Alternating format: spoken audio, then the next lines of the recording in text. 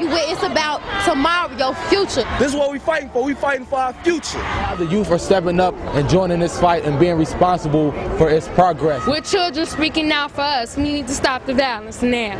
It's 24 kids right now that got killed. And we're not counting the ones that dropped out. So it's actually 65.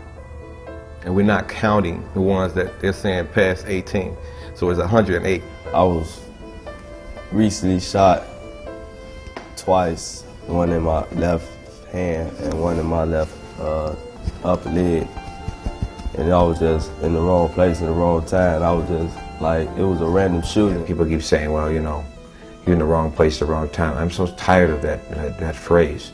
No, he was buying chips outside the store on Saturday afternoon. He wasn't in the wrong place. The shooters were in the wrong place. My son was killed May the 10th, 2005. He was my only son. When you lose a child, you lose a whole lot. You lose a lot in your spirit. You have a hard time dealing with the fact that you don't see your child.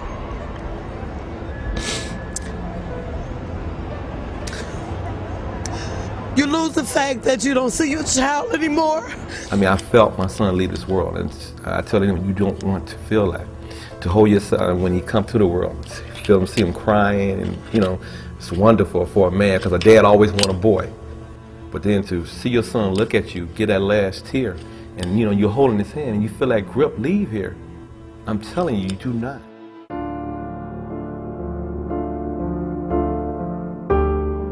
Gun violence affects me so much that I believe that I'll be the next person to die.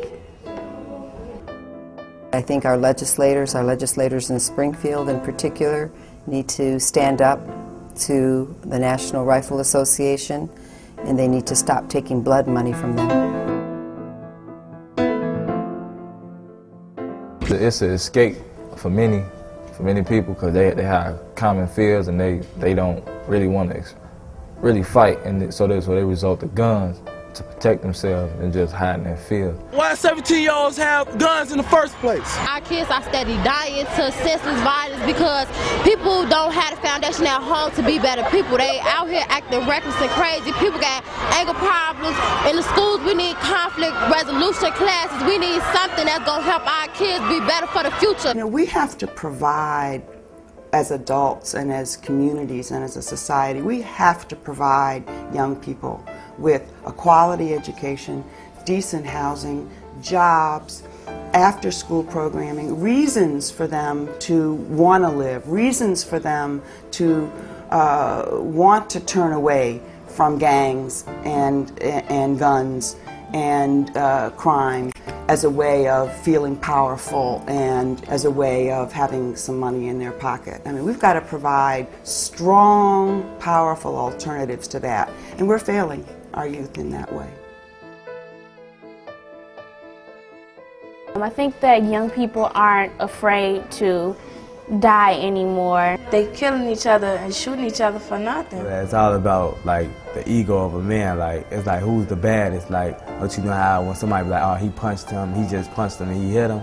No, he punched him and knocked him out. But his gun gonna shoot him and lay him out. It's not only the students themselves, but I think the whole family has to be committed to ensuring that there's no violence in the home. A lot of times, violent alternatives are things that we learn because that's the only thing we see in our own homes. But I also think that young people have to make some decisions, and one of those has to be to talk to adults about those people who are using guns.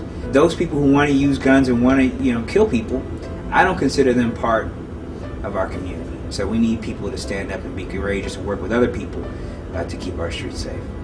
What makes somebody use a gun in my community is the lack of communication. When you talk things out, you can really work it out. If students come together, that's all we need to do is come together. Be there for each other. We see somebody out in the street with a gun, tell them to put it up, put it away. It's not worth it. I think that young people gotta lead us in this. I think the young people gotta say enough is enough. We're mad.